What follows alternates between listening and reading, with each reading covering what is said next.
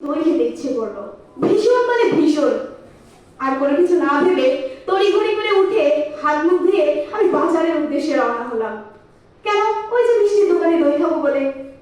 আমি বাইরে বের হয়ে ভীষণ অবাক হলাম, এ কোন পৃথিবী দেখছি আমি। চারদিকে শুধু লাশ আর লাশ, এ যেন এক লাশেরই শহর। শুনতে শুনতে আমি জানতে পারলাম কোন লাশ নাকি মাটির সাথে মিশছে না।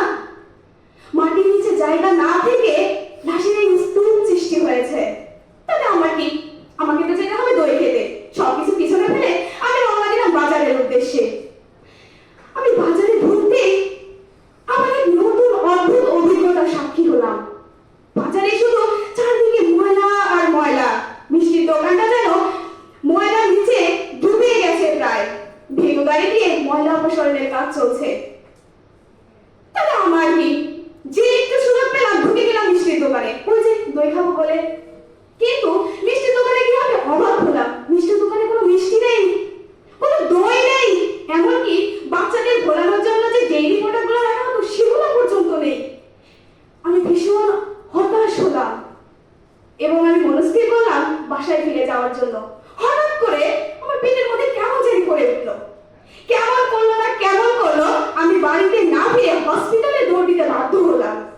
আমি হসপিটালের উদ্দেশ্যে রওনা দিলাম। আমি হসপিটালে যখন যাচ্ছি তখন আমি দেখলাম আমার পায়ের নিচে মাটিগুলো যেমন মৃত পায়, তাদের মধ্যে কোনো উর্বরতা নেই। তো আমার কি? আমাকে তো হসপিটালেই যেতে হবে। আমি হসপিটালের উদ্দেশ্যে রওনা হলাম। কিন্তু হসপিটালে গিয়ে আমার কি পরিমাণ খুশি হলাম, কেননা আমি করোনা ওয়ার্ডে কোনো রোগী দেখছি না, আমি হেপাটাইটিসের কোনো রোগী দেখছি না, এমনকি নিউমোনিয়া রোগী পর্যন্ত নেই। ভীষণ খুশি হলাম। আল্লাহ, তুমি পৃথিবীকে হয়তো রোগ মুক্ত করেছো।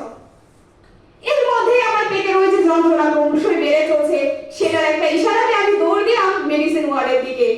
মেডিসিন ওয়ার্ডের দিকে আমি যতই আগাচ্ছি চারদিকে কেমন জানি বাতাসে আমি মানুষের হাহাকার শুনতে পাচ্ছি।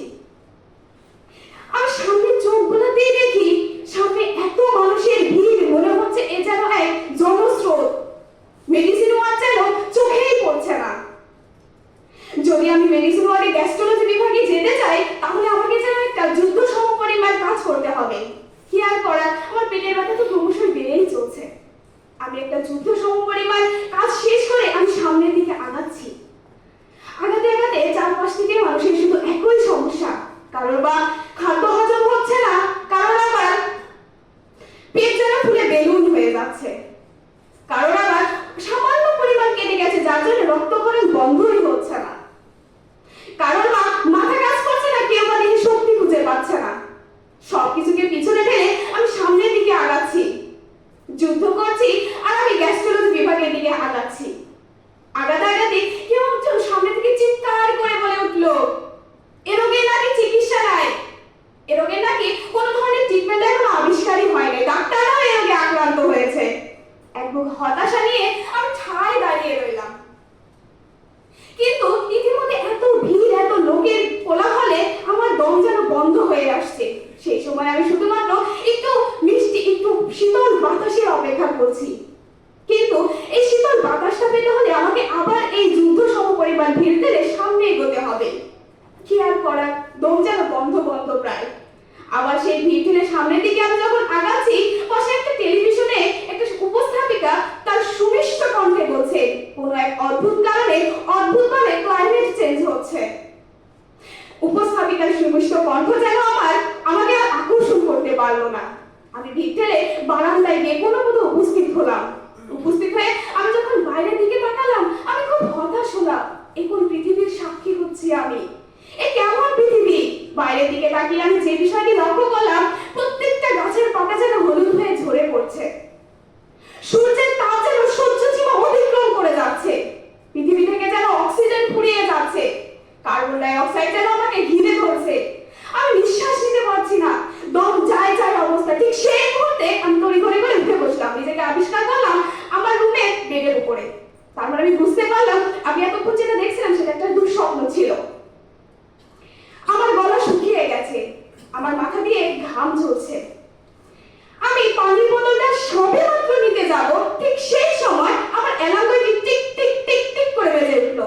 আমি যখন লাইট অন করে আমার বইটা বন্ধ করতে যাব তখন আমার ক্যালেন্ডারের দিকে চোখ পড়লো। আজ 17 September, international micro organisms day. আমার অবচেতন মন কেমন যেন হুট করেই বলে উঠলো, happy international micro organism day. সবাইকে সেই সাথে আমি জানাচ্ছি happy international micro organism day. উপস্থিত আজকের খাজা ইউনুস আলী বিশ্ববিদ্যালয়ের সকল প্রাণপ্রিয় শিক্ষক শিক্ষিকা মণ্ডলী, যাদের জ্ঞানের আলোয় আমরা পুরো বিশ্বকে আলোকিত করার পথ খুঁজে পাই, যাদের অদম্য স্পৃহায় খাজা ইউনুস আলী বিশ্ববিদ্যালয় এক যুগ পেরিয়ে স্বর্ণযুগে পদার্পণ করেছে। উপস্থিত আমার সহপাঠী ভাই এবং বোনেরা, সেই সাথে উপস্থিত আমার ছোট বড় প্রাণপ্রিয় ভাই বোনেরা, সবাইকে আমার অন্তরের অন্তঃস্থল থেকে আন্তরিক শুভেচ্ছা ও সালাম। আসসালামু আলাইকুম।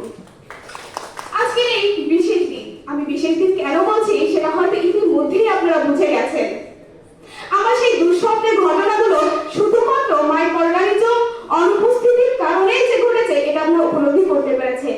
অনেক কিছু বলতে ইচ্ছে করে, আজকে মনে হয় অনেক কিছু বলি। মাইক্রো অর্গানিজম আমাদের সাথে, আমাদের পরিবেশের সাথে কি নিবিড়ভাবে জড়িত সেটা বলতে 7 কাহন ফুরিয়ে যাবে, তবুও হয়তো বলা শেষ হবে না। কিন্তু সময় স্বল্পতা, কিভাবে বলবো বলুন। কিন্তু আমি একটা বিষয় আপনাদেরকে বলে যেতেই পারি, যদি কখনো মনে হয় যে রানী কি বলতে চেয়েছিল, কোন কোন মেসেজ দিতে চেয়েছিল আমাদের, ঠিক সেই সময়